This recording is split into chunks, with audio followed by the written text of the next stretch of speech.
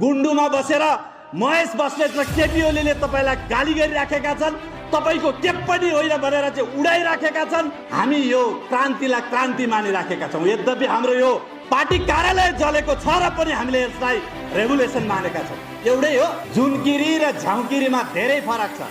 किरा त किरै हो, झाउकिरी कराउँछ मात्रै, तर जुनकिरीले अन्धकार औँसीको रातमा पनि साना साना आफ्ना शरीरका उज्यालो फैलाएर यो देशलाई एउटा मार्गदर्शन दिन्छ। यसमा 240 वर्षको चाहिँ राजतन्त्र फालेर संसदवादी दलहरूलाई साइजिङ गरेर यो परिवर्तन ल्याउने ती योद्धाहरूलाई अपमान गर्नुभयो भने तपाईँको रगतको पनि अपमान हुन्छ यो देशमा।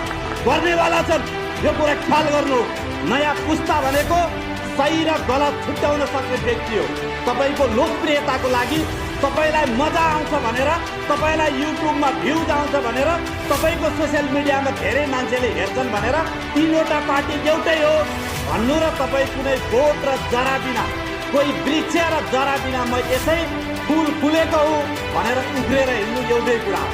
कार्यकारी प्रधानमन्त्री या राष्ट्रपति बनाउने मत थियो, त्यसलाई खेलाउँदै खेलाउँदै खेलाउँदै 2072 सालमा 2070 को दोस्रो संविधान सभाको चुनाव पछाडि 2072 सालमा ल्याएर प्रत्यक्ष कार्यकाललाई हटाइयो। तपाईहरुलाई त्यसै गरी खेलाउँदै खेलाउँदै खेलाउँदै खेलाउँदै तपाईको मुद्दालाई यही ल्याउनेवाला छन्। तपाई भोलि तपाईको नाम पनि झोलेमा दर्ज हुनेवाला छ। तपाईलाई पनि यो देशको झोले हो भनेर अर्को 5 वर्षपछि स्थापित गर्नेवाला छन्। यो देशमा तपाईहरुले गरेको यो क्रान्ति हामीले मानेका छौँ, नेकपा माओवादी केन्द्रले मानेका छन्।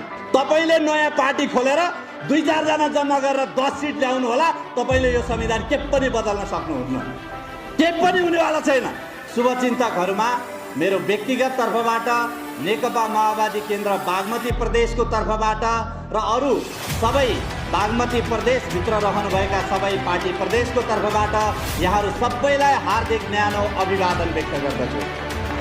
म सुरुमै यो अन्धकार जस्तो राजनीतिक परिस्थिति र देशको अन्धकारमय परिस्थितिको सन्दर्भमा, यो दीपावलीको पर्व भइराखेको छ, यस सन्दर्भमा यो देशले फेरि नयाँ निकास प्राप्त गरोस्, नयाँ उज्यालो प्राप्त गरोस् र यो देशलाई एउटा कम्प्लिट मार्गदर्शनतिर लिएर जाओस् र त्यसको नेतृत्व विशेष गरी नेकपा माओवादी केन्द्रले गरोस् भन्ने कुराको म हार्दिक शुभकामना व्यक्त गर्न चाहन्छु।